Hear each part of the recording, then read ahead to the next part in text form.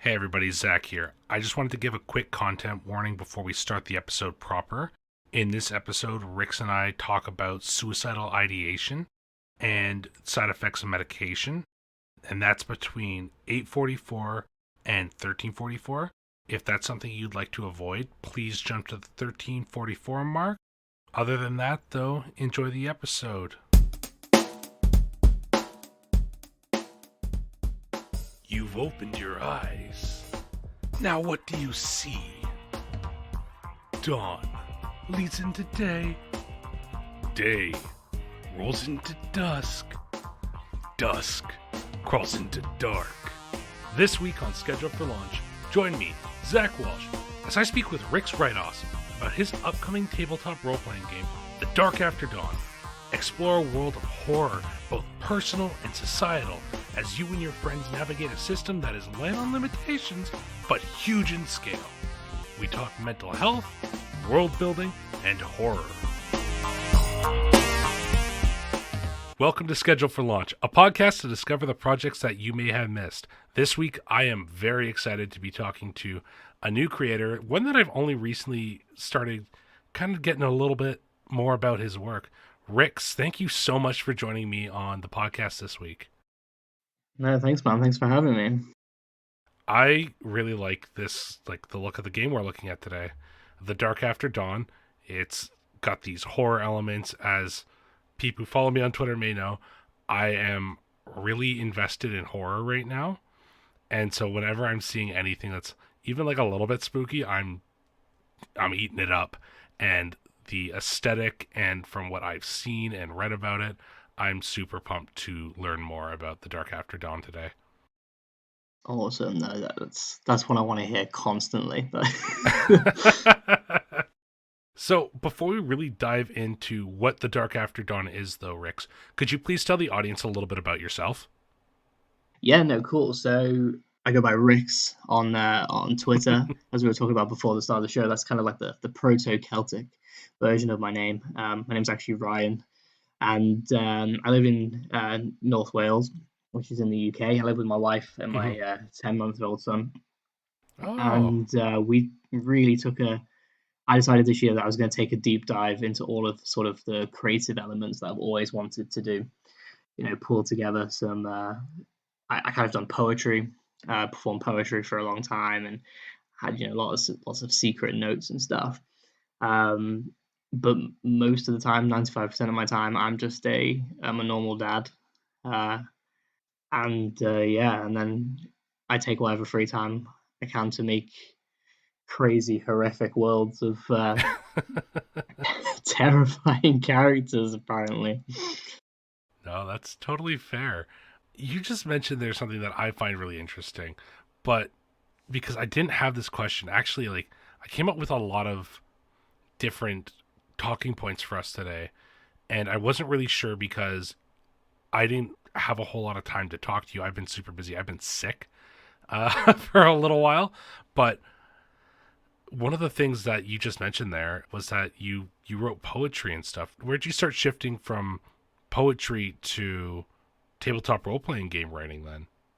My poetry was I started doing poetry about 10, 10 years ago, and I just Okay. one night I was really bored. I just moved to the Birmingham, which is like the second capital of England, I guess you could say. Hmm. And I was Yeah, really bored, and basically. I dropped into like a poetry show, and someone convinced me to write and perform the following week, and it did really well. And all of a sudden, like I was going all the time, and then I was being asked to go to places and then perform at places and host at places, and I got asked to do my own show and stuff.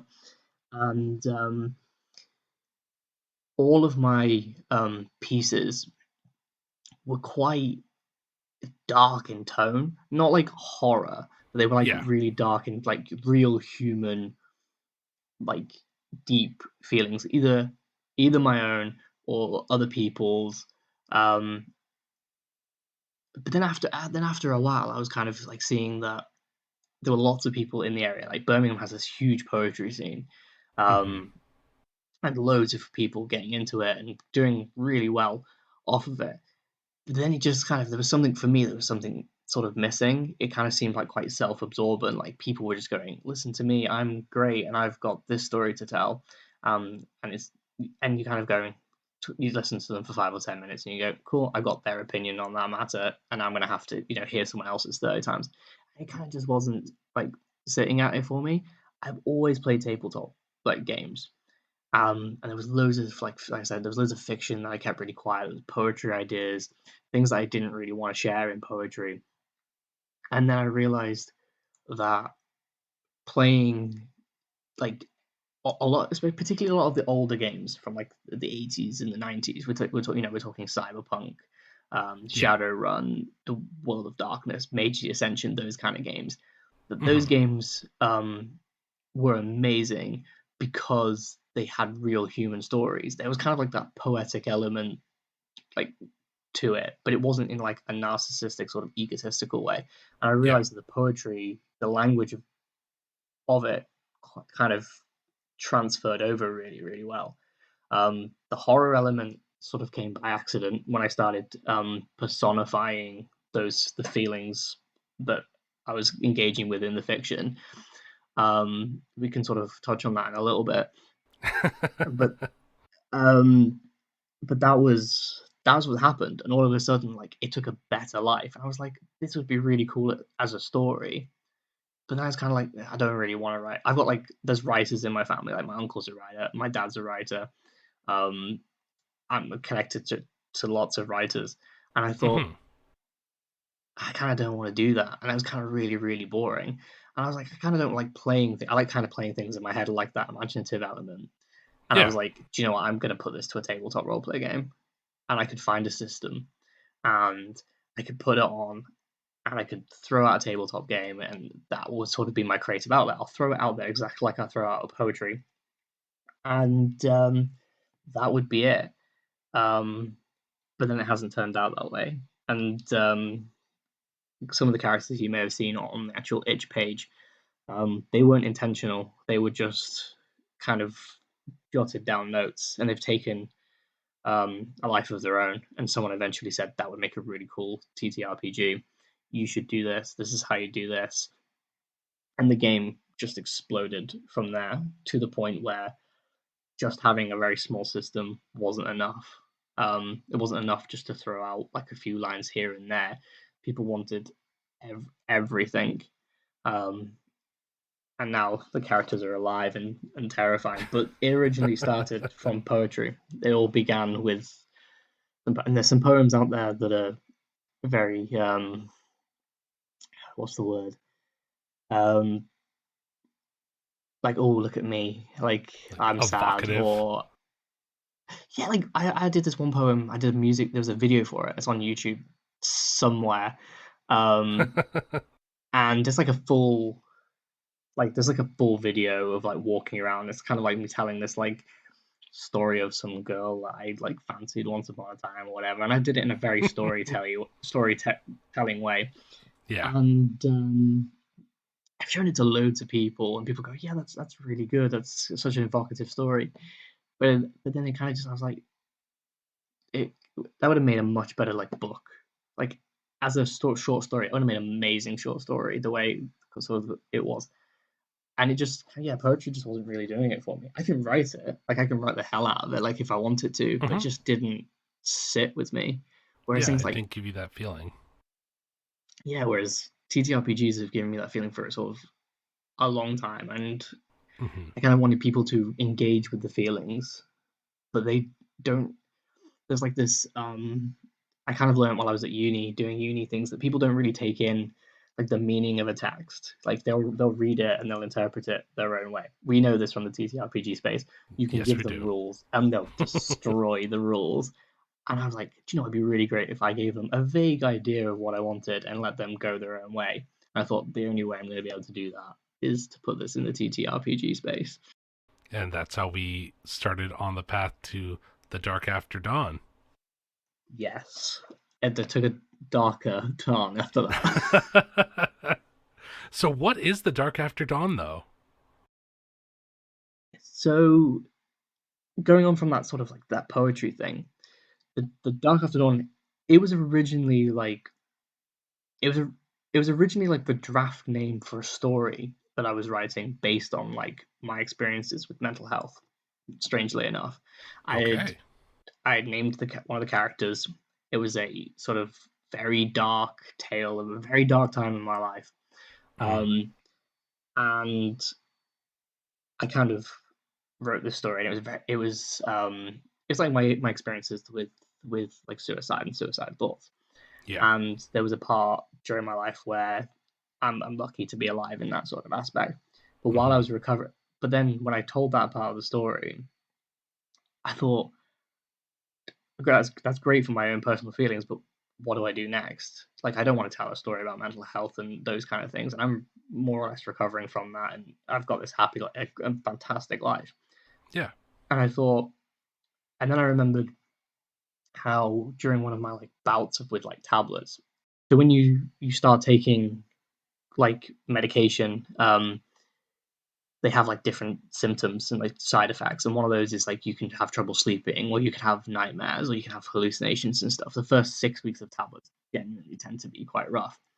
Yeah. And so I started interweaving the different experiences I had with those tablets and with those hallucinations and with different thoughts. And I started like personifying them and giving them like a face, and a face and a name, and putting them together. Things like social anxiety. I started creating them into these characters, and I thought, wow, that's really cool. Again, that would make a really cool story.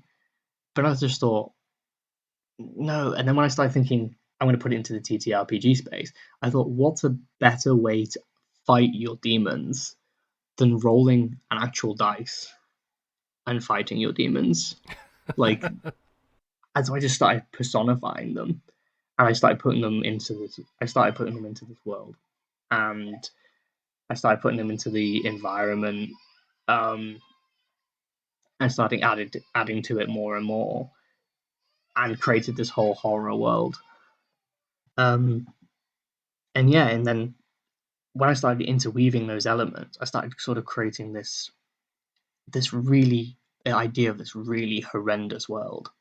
Um, the idea being that if you go through trauma, so for example, in the story that I'd written, the guy had gone through trauma, and as the main character is about to jump himself into a river, he just doesn't hit the water like he's meant to, and all of a sudden he's sort of floating and just rises straight back up, and Mm-hmm. he unlocked magical powers. And I thought, okay, that's pretty cool. Trauma bringing about magical powers, and then all of a sudden he can see like the physical demons that he were tormenting him, and they had like a name and a face and a lore to go with it, and they had this story.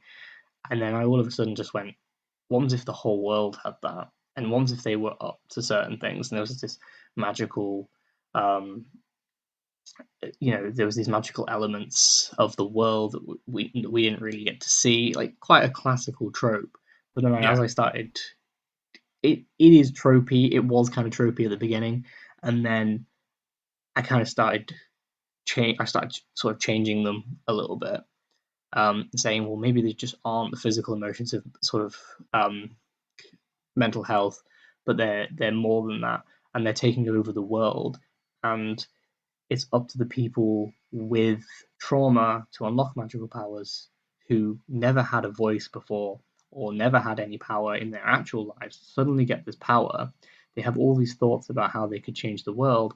Now suddenly they're able to change the world. The only thing they've got to defeat is either their own personal demons or the actual physical demons of the world.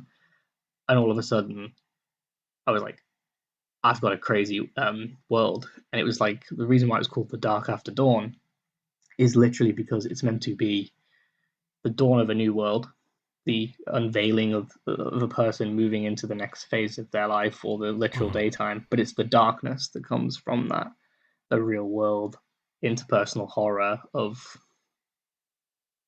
facing that world, the new challenges, but also the demons that exist in the light that we just don't know about.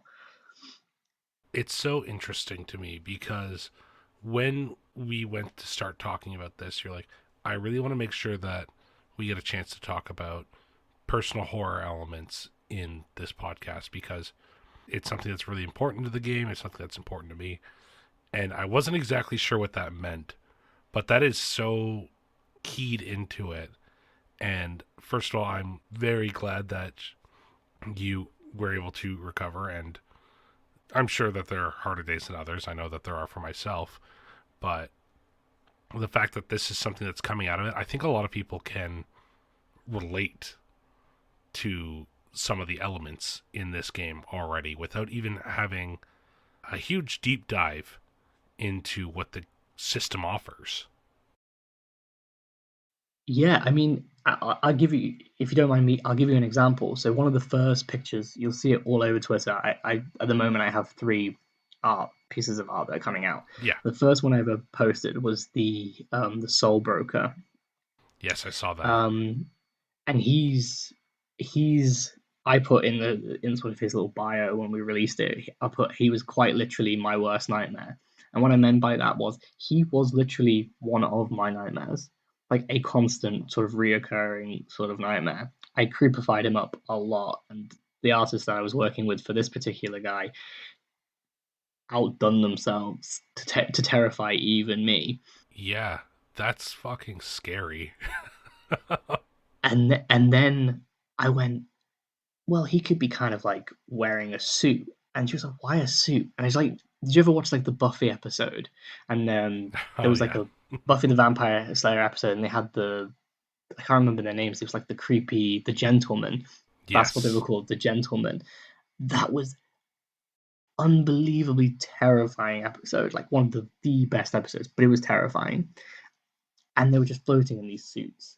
And I thought, suddenly they were in these suits. And I was like, why? She was like, well, why would a demon be in a suit? Like, I really don't get this. And I was kind of like, I came up with the idea that all of a sudden they were going to be like this kind of corporate, undead, supernatural capitalists kind of idea. And she was like, that doesn't make any sense. And I was like, okay, we're going to change this. It's not just going to be personal horror just to me. He's going to be a reflection of my nightmare. I'll present the character. But then you've got in the real world, you've got they're these actual physical, like you could walk into a building like the head of a big banking corporation or those big oil companies or Hmm. all these companies and they could be that could be the face, like that could be the CEO of one of those companies, and there's hundreds of them, there's like thousands of them, they're part of this like bigger legion.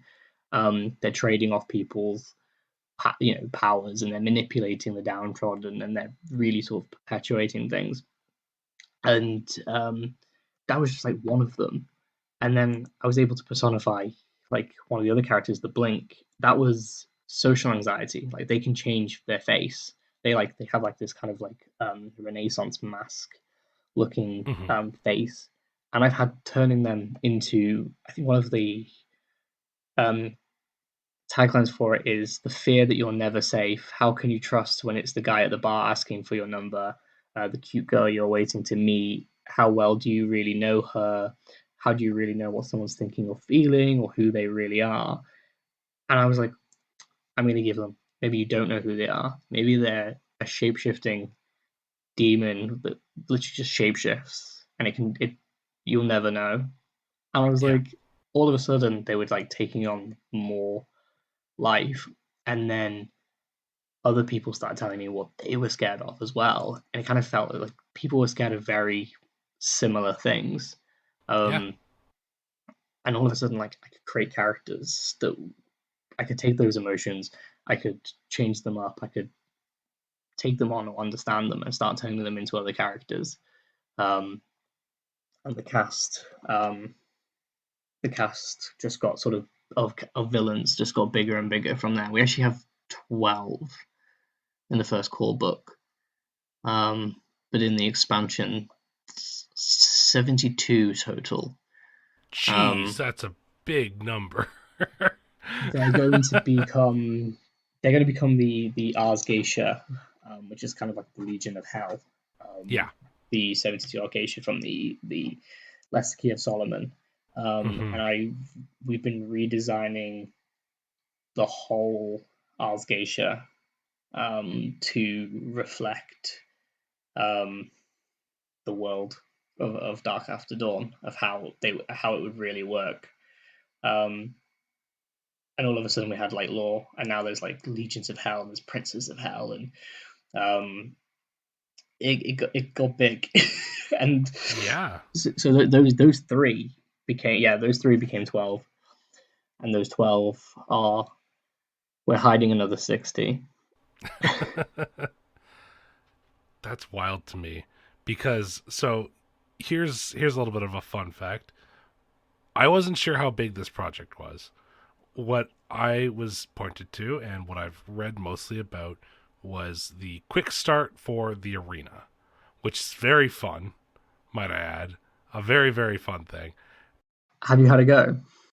I haven't. I've looked at it solo. I've like kind of run some. I guess technically I have solo, but I thought it was great. It's a really fun premise, and I like how it's like a mini game that you can just drop into basically any system.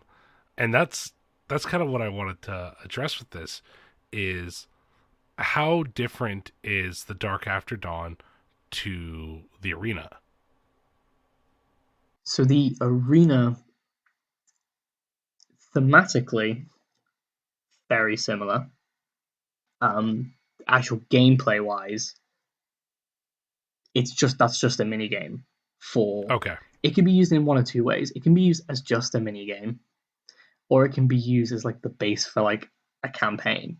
Hmm. But really, it was there to, from like a business standpoint, it was there to generate interest in what we had to offer and what we could do, because obviously we were trying to bring out a huge project with no real evidence of like what we were doing in the background. Like we haven't created like 20, 30 smaller games or whatever. Yeah. But also thematically, it kind of showed people how we could time the themes of horror into um, into the game. So when you pick up the core book, you'll be able to play it. Like that will be in there. There's a more slightly expanded version of it. Um, but it kind of the main idea is that this is a horrific world, um, and the arena is meant to be a televised sport Yeah. that people are talking about, and it's gladiatorial combat.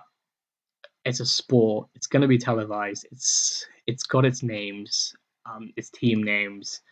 Yep. Um, this is something people are going to watch on TV, and we're all okay with that. Like we're okay with vampires and the different members of these different of supernatural factions just murdering each other on TV. Um, and we so that's kind of the idea that we're okay with that. There's kind of that personal horror will be there in the game, but it's going to be expanded on such a whole level. Like this is just one small chunk of like this is something that could be happening in the world of the Dark After Dawn. And your character, you could put it in your mini game. Like you could say that your group is a team of fighters, and they travel around the world, and they do their little fight, and then they go off and do other things while they're in the city, and then they go off and do other things. Like you could use it as the base of a campaign. They get their sponsors. They move on to the next place. Yeah. Yeah, and I am planning on putting some rules in about how your team can get better, and it can add Hmm. other people and make money off of it. So that could be like the base of their campaign, or it could literally just be I'm going to do this when I haven't got a gaming session. Um, Yeah.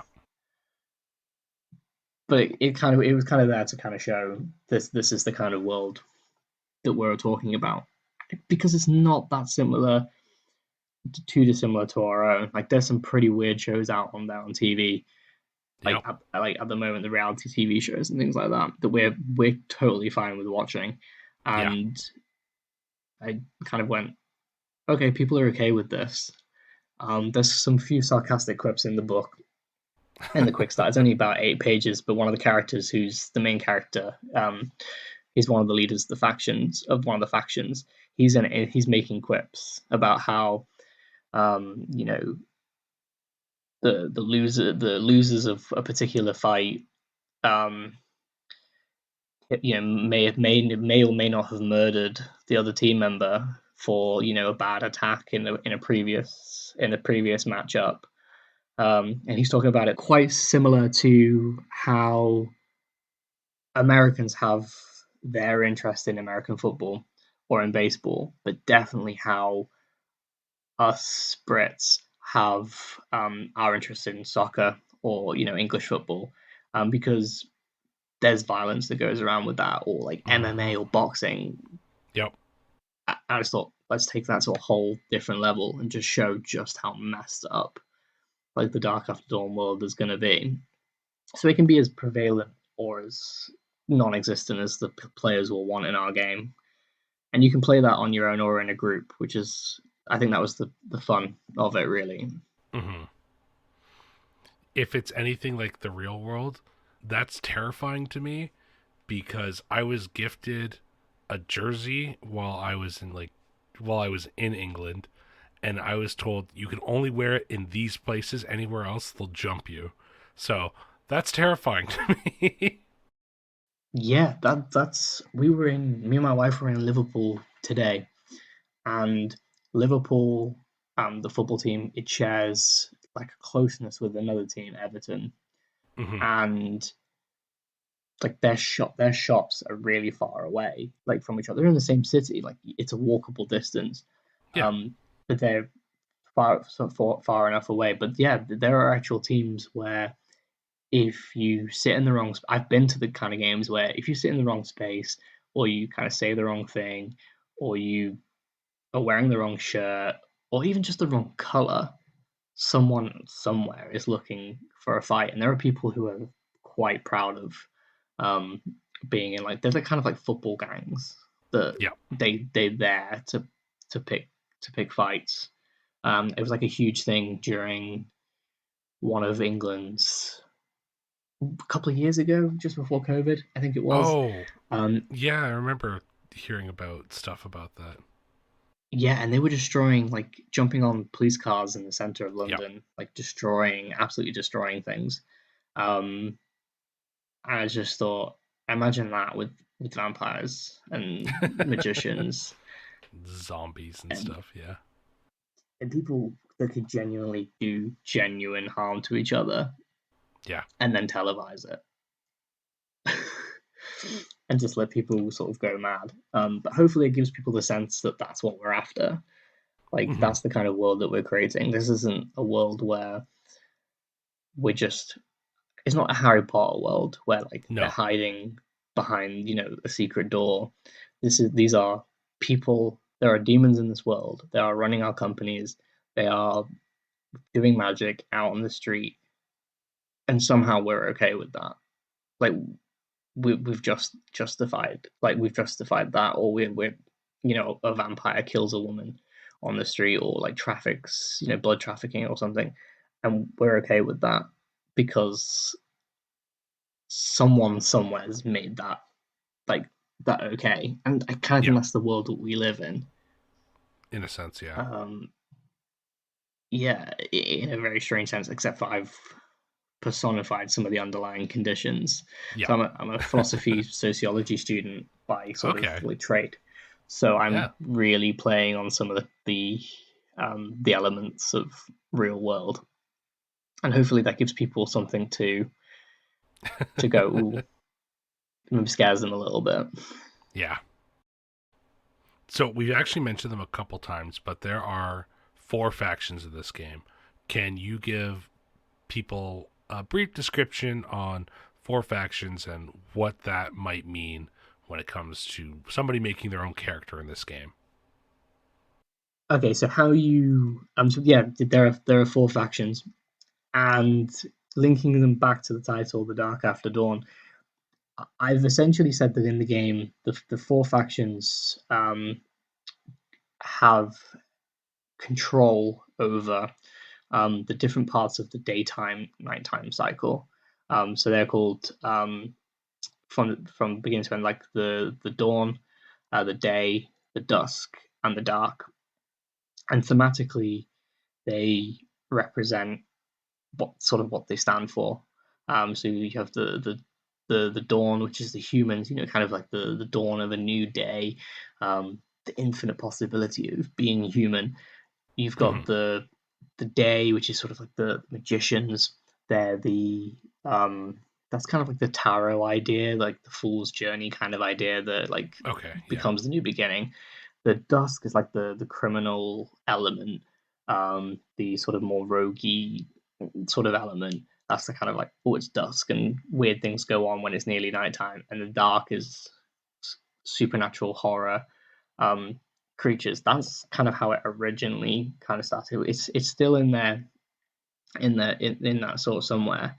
Um, and it was just, but it then, as it developed, it kind of became the cycle of like corruption, of like how if you get access to these powers, you might slowly turn from a human, and get worse and worse and worse. And so it kind of become like a social, um, abstracted social concept as well. Okay. But then into actually playing them, it sets the tone for the kind of character you're going to be able to play. Originally, the game was just going to be you were a magician, you protected the innocent. There were kind of like these you kind of shoot demons in the face with lightning balls, and that was it. It was like a Yeah. quick thing. Now it's become the factions that you can actually play, and it will affect the style of play. So if you're being a human, and you have no powers, but you're suddenly aware of the demons, what are you going to do? If you've got magic and you are now aware of these demons, are you going to fight them? Are you going to try and use magic for your own gain, and you're going to slowly become corrupted to maybe towards their way? Um, do you not really kind of, are you in the dusk? Do you not really care at all? Like, I've got cool powers and I've got supernatural powers, and now I'm going to go out there and make money for myself. And then the dark is, I'm a demon. Like, I'm a demon of hell. I'm here to mess up the earth, but I've also got my thing going back on in hell that I kind of want to gain my power there. So it became a way to actually affect the kind of character you're going to play, who you were going to, what your motivations were on Earth, and then because they're all sort of in conflict with each other, they're trying to take over from one another, and the cycle of the day and night kind of restarts. That it Hmm. sort of lended itself to this sort of bigger war, um, element, and we've been developing the lore sort of kind of for what that looks like, and now it's kind of turned into a war. The day and night cycles turned into sort of a metaphor for a bigger war. Um, and we've just started developing some proper names, for them, um, giving deciding what they're all up to, what that sort of looks like for the different factions, and they're all going to have their own motivations for doing things, different styles of, um, sort of playing them. Um, but uniquely, that doesn't then border you, into a different style. So if you wanted to be a demon and you decided that, well, I kind of don't want to be this evil demon that means I just go around killing people, and that's the kind of game you can kind of play, that Vampire Masquerade kind of game if you wanted to, in be up to the player. But if you kind of go, well, I kind of want to play a Venom style demon badass anti-hero that's kind of protecting the innocent with his cool powers, but he's got this horrific skull face, Ghost Rider style thing. You could do that, and the mechanics will then lend itself to the ideas of corruption and atonement. You could start off as a magic hero in the day faction and decide you're going to become a criminal, and you switch faction and you start becoming corrupted. And then all of a sudden, you kind of go, well, that's not enough for me. I'm going to kind of join the demons. And you can just atone, and it kind of sets the kind of balance of how you're going to play the factions because you can move between them. Um, and it kind of took a psychological turn of like what it kind of means to be human, what it kind of means to go through bad and dark phases, how actions sort of affect what you're up to and how you react in the world and how people respond to you, and you actually have a genuine effect on, the world around you. Yeah. that's kind of how it kind of plays out, sort of for us. In the Hmm. lore, there's also there's a cool underlying idea of this long-standing war between sort of like the forces of hell and the magicians and the humans, and then there's like the roguey elements in the middle, just making profit out of everything. We're trying to create a sandbox as well, so there's going to be some meta plot in there, but also some just genuine ideas of what you can get up to. I think that is a really strong way to play this game too, especially when you look at how fluid the system is. Even when it comes down to like dice rolling, dice rolling in this game is not overly complicated at all, and I really appreciate that because if I want to learn a new tabletop game, it can. I love my really big chunky games. I also like to be able to hop into something and just go. So, can we talk a little bit about how the game's running mechanically as of right now? Because I know those things can change. From the beginning, I've always said exactly what you said. Was I want to be able. I love my chunky games. Um, and I love some of the complex things. Like I love just sitting there for like 3 hours and creating a character, and I've had to roll 500 dice to get it done, and I love that. But one of the best ways when I got into tabletop, especially as a solo player, was like simplifying everything. And some of the best games I could think of were like the WEG games, like the West End games, Star Yep. Wars, Doctor Who, and I absolutely sort of loved it. And um, this isn't like an insult to anyone who loves these kind of games, but there were certain types of players I came across as well that didn't if you kind of struggled with some of the mechanics like percentile dice rolling or adding Yeah. d10s with percentiles and all that kind of things, then there was kind of this like level of like elitism of like, well, you're just stupid and you can't play with us because you're clearly not a professional Yeah. player, if such a thing exists. And I kind of went, I'm going to make this as rules light as possible.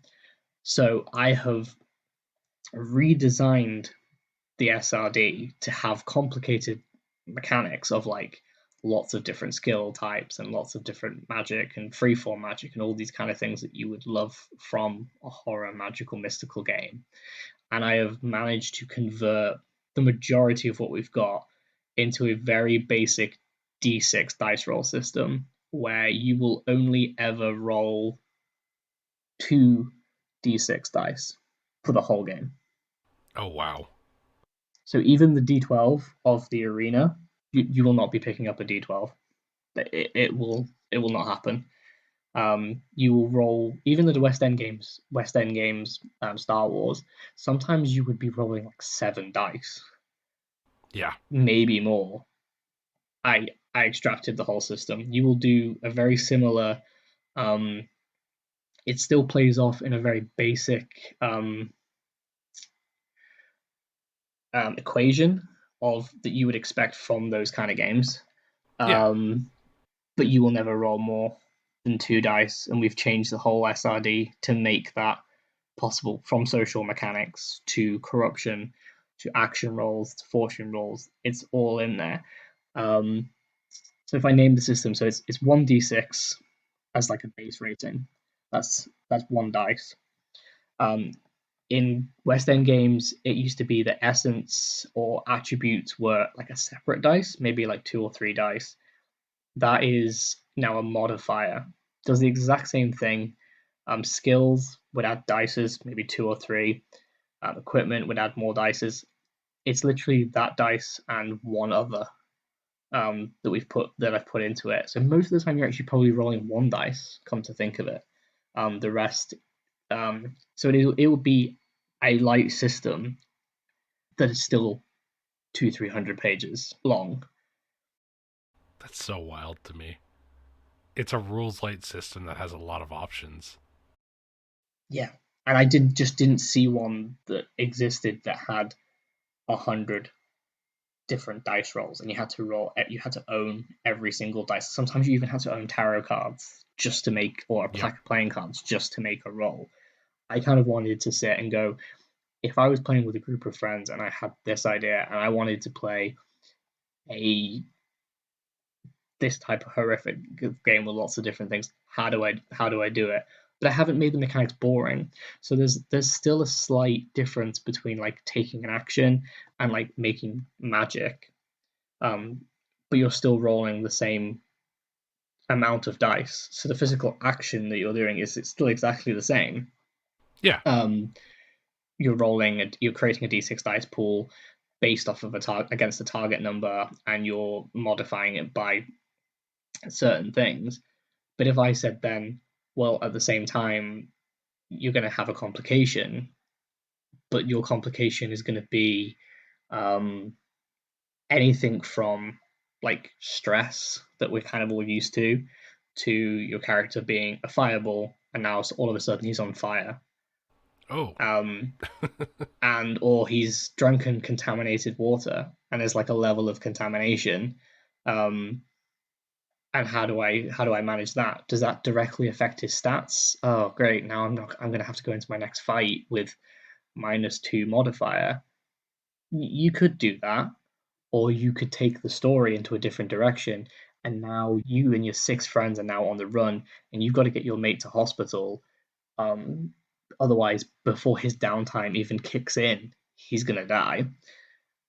Oh, so what's he doing during his downtime? Oh, okay, well, he's gonna get money from his occupation, and that's gonna help his skills. So his skills are naturally running, improving in the background. Um, but also he's gonna be in hospital, recovering from those. Oh, so I'm gonna have a status effect. That's gonna affect it. Yeah, that's gonna affect your next game for a little bit, but maybe the next time during you've got a burnt leg and now you need a prosthetic leg, for example. Well, what do I do now? I've got to go find someone to make the prosthetic leg. All these kind of small things that like players love. Yeah. But I'm not losing mechanically. I'm not losing 15 dice and the game's unbalanced. You can have those elements and those. I think I've got like 30 status effects at the moment, from panic to paranoia to rashes to six stomach cramps, and you'll only ever roll the same 2 dice. I think that's such a good way to go about it too. My favorite people to play tabletop role playing games with are people who are either nervous about it but intrigued or have never touched one in their life. Do you ever find though that GMing a game, those people who are like nervous for the first 10 minutes are like the craziest people to play with? Best. Yes. It's like they come up with the weirdest things to do. They do, and it makes for a great story because they're the ones who are typically playing the hardest because they haven't figured out that they don't need to win yet. And I think it's a lot of fun that way when people it finally clicks that they can just say what they're doing. And I feel like this game's going to give those types of players that option very easily. But for the long term fans as well, because they when for like long term TTRPG players as well, when they come to it again, they go, well, I'm gonna make the game. It's like video games. When Skyrim the game Elder Scrolls 5 came out, everyone was like, I've played the base game, like I've played it 100 times. I'm now gonna make I'm gonna add this mod and this mod. And Hmm. by the end of it, like Skyrim became like a hiking simulator, and you had to go like camping and manage food, and it just became like a completely different game. Yeah. But then the problem was, it's like, what do I do with that next? Like now I've completed that element, and I've done this. I'm making 500 characters, and I think, well, I kind of want people to still sort of tell the stories in that world. I kind of Hmm. want them to still want to play my game, obviously. Um, and so what I decided to do was what a lot of games did was they said, well, let's incentivize you to make a new character. When you get to a certain point, I'm gonna take your character off you, and they become an NPC, and I'm gonna use them as a villain. I said, well, no, I kind of want characters that you want to play for 2, 3, 4 years. Yeah. You want to sit down and have a long term campaign with them. So I decided for them, I was going to tailor those mechanics so that the new people could do crazy stuff. Um, like, I'm going to drink from this water from, I'm going to drink from this poison well to get this because why not? And everyone's like, okay, that guy's going to die. But then they're going, okay, we're waiting for him and we're going to have to carry him around the map. No, you have to rush him to hospital and it's going to cost him a bomb of his own coin or of his own money to pay that insurance bill. And you're now going to have to run from the criminal cartel who in your game is the drug cartel or whatever. And they're shooting fireballs at you. And there's a good chance that you're going to go on fire. And you can undo all of that by interacting with the world. And Yeah. so you can still do all these crazy things, but there's a reason for them. It's not just like, oh, let's just kill off this character and start again, or let's just go play a different game. Your character will go through stuff, and there's a reason for doing them. Mm-hmm. I'm hoping long-time players of TTRPGs will enjoy as well, rather Yeah. than just go, I'm going to break the system as much as possible. So I try to create a big enough system for them to enjoy, Yep. while also hopefully inviting new players into it because you're saying, well, welcome to our game. Oh, how do I roll the dice? Here's 2d6. Or go get your Monopoly board. There's your 2 dice. That's There's your it. That's all dice. you Yeah. need. So hopefully it seems to work. I've been playtesting it against some long-term players who have had interest in the D6 system, um, who have got excited about the system of my SRD because I haven't tried to. What people do with D6 systems is they either try to minimalize them, or Mm-hmm. they go with the whole, well, now it has to be a D10 system because Yeah. we need to do this with it. So I've gone, no, the D6 system is classic TTRPG. It's the opening like the Doctor Who book and like this or the start faster Star Trek or any of those kind of games. You got two Yeah. dice and a couple of books. Um, I kind of want that feeling as well, but I also want them to be able to feel like the big long term collectors, like they're picking up some of this big 300 page hardback book and going, this is awesome. This must be the most complicated, best system in the world. It's probably been play tested 50, 60 dice. Oh, I only have to roll 2 dice and I can do the exact same thing. Hopefully, it shakes some players. Like, we, as fans, we know what the TTRPG space is in a really weird place right now Yeah. with what people, other behaviors and what some of the big guys in the AAAs are all been up to.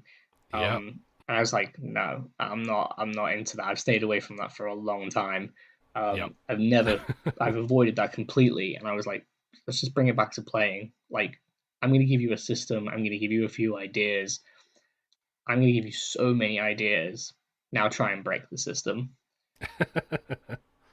And if you can, and it will happen. There'll be some Oh gaps yeah. that I haven't figured out. But if you want your guy to have you've thrown fireballs spells and you've decided you're going to try and kill your character by have him juggling fireballs in the middle of a mission, then there's a good chance he's going to go on fire and you're going to have to rush him to the hospital.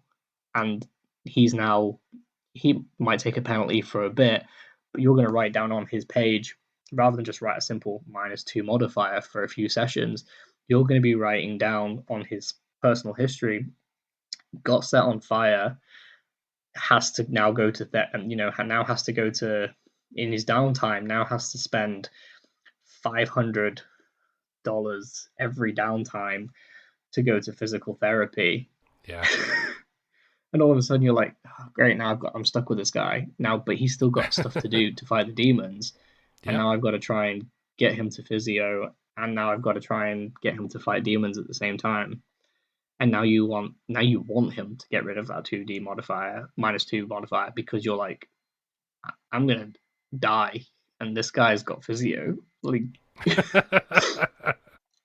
like I want them to care about the characters, not just see them Yeah. as sort of like cannon fodder, Mm-hmm. which I think was what like the older D&D did, like the BX D&D, like Yep. when you went from book to book to book, like you got a character who was a god at the end of it, and you were like, I've got this cool, awesome character that's now a god, but you literally took them from you didn't want them to die in the first dungeon at level 1 because you wanted them to become a god, and you did whatever you could to get them there. Now Yeah, I'm hearing on Twitter that people are going through like 5 or 6 game characters like a year. that's nuts to me. Like, that's wild. Like, I don't think I've ever killed a D&D character ever. I've come close. I've I've come come close. amazingly close. Like, I've done like some really silly things with some of the characters, but Yeah, as a GM, I've killed a D&D character. I felt I've killed a couple, and that's partially because that adventure was not written fairly, and I should have done some homebrewing. But that, yeah, as a player, I don't think I've ever had a character die in D&D. see, my system is designed to try and come up with the ideas. I have read so many homebrews over the last Mm-hmm. couple of weeks from so many systems, um, and I've gone, this is a cool element. This is what people seem to be homebrewing. This is what they want. They wanted social mechanics in D&D. They wanted their characters to have downtime jobs where they're making money and developing skills, and I've put that in there. So in a way, as big headed as this sounds, as a newly fledging studio, I'm listening. I'm taking my own grudges for AAA games. I'm listening to what the homebrewers from from the 70s, the 80s, the 90s, the early 2000s, these guys that have been playing for 20, 30 years, and I'm putting it into a game. Yeah, And that hopefully it brings like a little bit of spice back yeah, to the space. Because if honestly, if I have to walk into one more game store and hear that the only game they stock is Dungeons and Dragons, man, I think yeah. I'll cry. The game stores around me are really good. Actually, there's like a lot of independent content there, which I did not expect. I've also just realized, Rix, we've actually just passed our 50-minute mark. So I've got two questions left for you because this conversation has been really good. I've loved learning about it, but there's two questions that I ask at the end of every schedule for launch episode. And the first one being, what advice can you give to new creators looking to create their own game, but they don't really know where to start? Oh, that's such a good question. Right, okay. Write down every crazy TTRPG thought that you've ever had. Like, no matter how crazy, like what kind of things you'd want to see in a system. Um, One of the natural places that most people tend to go is they go looking for a system. And there are so many different. I did it when I first started. I went with the Lumen system, 4 attribute system, very easy to make. It's very popular on itch. It's a fantastic system, We've had a lot of and talk about Lumen on the podcast. but I kind of outgrew it really quickly, and um, I kind of really felt really bad when I did it, and I kind of apologized to the creator of the Luma system directly and said, "Look, I'm really sorry, but I'm going to have to take your trademark straight off my book." And because I stopped being really quickly, just realized that the only way I was going to make the game that I wanted to see and I thought the players cared about was break break the mechanics and not be afraid to just write down every crazy idea I had and put it and work out how to make the game. And there's someone out there on the TTRP on Twitter, in on Discord. They'll help you do that. Like, you'll go, Yeah. what do you think about this idea? Um, how does this work? And if you think, I've written this down, does it sound rubbish? Someone will play test it for you, and they'll tell you whether it's bad, and they'll tell you how to fix it. And they'll expect nothing back in return. And if Mm-hmm. it wasn't for me just asking gamers what they thought and what they thought of this idea and how could I make it wider and wackier, they'll tell you. Um, some of the mechanics in the game have been redesigned 5 or 6 times just because, and it's only possible because I've asked the questions and I haven't been afraid to break the sort of conventions. like I said, a D6 dice pool system that can do more than a D10 system is not Yeah. what players are going to be used to. That it's not. They either want one or the other. They expect one or the other, but it's only happened because I wrote down all the crazy ideas that I had, and spoke to people and got out there and spoke to people and made it happen. I think that's great advice. Just getting involved with the community is always a good idea, especially if you're an up and coming creator. Like you want people to be interested in what you're making. But if you're making it for yourself, like just getting it out there and seeing what other people think is sometimes a great way to boost what you think about it too. So that's some great advice, Rix. There's nothing that I'm doing that other there's nothing that I'm currently doing that other studios or other even Modiphius is one of the biggest Love them. game creators Love them out there. so much. But they started off one of the guys who I'm working with, he doesn't work for our company, but he's going to be working for our fulfillment company. He has a deep, really big connection with Modiphius. They started in the exact same place as where Yep. I am. They started in their garage and everything else like that. But I've been on the phone with them. I was on the phone with them about 5 or 6 days ago, with the actual like heads of Modiphius and stuff. And I was just asking them questions, and they Mm-hmm. turned around to me and they said, "There's nothing that I'm doing that they haven't done already. Yeah. Itch, putting things in bundles, putting pay what you want ahead of your main campaign, doing Kickstarters, all these kind of things. Everyone, even the big guys, are all doing it, and they're all on Twitter, being part of the community, getting people to play test, thinking about becoming a podcaster. They're all doing the exact same thing. They've just been doing it a little bit longer, and they Yep. bought an established IP. Yep. Um, we're all doing the exact same thing. So just you've got to just muck in, and always I learned the biggest best thing to do it was to find the hashtag days. Like everyone knows the hashtag days now, TTRPG Rising and Work in Progress Wednesday and all those kind of things. The second you start playing around with those and just shouting your name out there, 200-300 people will find you very, very quickly. Yeah. We're only actually in about 4 weeks of trading as a studio. Okay. Wow. As an actual registered studio, Yeah. we're only in about 3 or 4 weeks of trading, Wow. but our product launch has gone huge. That's super exciting to hear. Rix, where can people find out more about you and Dark After Dawn? Mainly I'm using Twitter. So I'm at Rix Writos on Twitter. That's RIXWRITOS. Um, I've got like the classic link tree, um, sort of list of links on there. And that links to a sort of a bunch of pages. It links to the main itch page for the game, all of the dev blogs, all the stuff that I'm up to, and all the stuff that I'm sharing. Um, that's kind of like the hub, Yeah. for everything. And feel free just to people can just feel free to reach out and just chat. I've made it super easy to get in contact. There's a page on Facebook if people use Facebook. There's things on Twitter if they want to use Twitter. And they can email me directly at tdadrpg@gmail.com.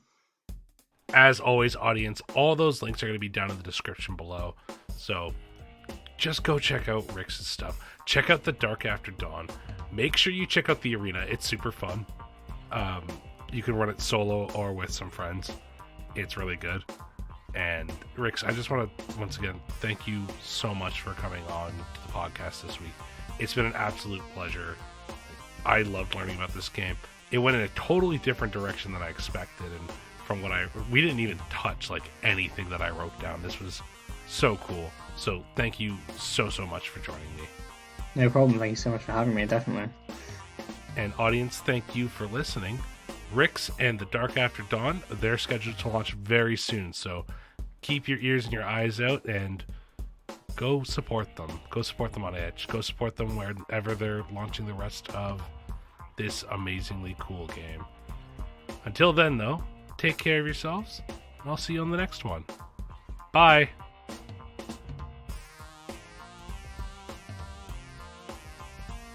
Thank you so much to Rix for joining me on the show this week. There has actually been a major update on the project since Rix and I spoke last. We had briefly mentioned the arena game that was built for people to use and give the world of The Dark After Dawn a taste. There's now a quick start though, as well as a Discord where you can sign up and playtest the game. Go join that and talk to Rix. He's super excited about the project, the game's really cool, and he's pouring everything into it. Go give it a shot. And thank you as always, audience, for listening. I know I didn't upload an episode last week, and I apologize for that. I was finishing up the school year, and I was a little stressed, I'm not gonna lie. But we're here, we have like 6 or 7 episodes backlogged now, so that's exciting. There's a lot of different stuff, comics, and more tabletop role-playing games, so get excited for those. I would also like to take a moment to direct you to a friend of mine in the tabletop space. In the wake of Roe v. Wade being struck down, The Lion Knight, who's another tabletop role-playing game creator, is hosting a number of actual plays live for you on Twitch for you to go and enjoy, and that's in support of the National Network of Abortion Funds. Over the month of July, that's when that's going on. The National Network of Abortion Funds seeks to create a world where every reproductive decision, including abortions, take place in thriving communities that are safe, peaceful, and affordable. I'm going to be joining them as a player character on a couple different things. I'm going to be joining the Lion Knight in a Veil of the Void game. I'm also going to be joining Mo Poplar, who's been on the show a couple times now, or is going to be. There's another Mo Poplar episode coming out very soon. He's going to be running a game of Shibuya Nights for us, and I'm super excited for that. Go support this cause. The link's going to be right in the description, so please, if you can, go and support the Network of Abortion Funds, because it's a really good organization, and I think it's really important right now.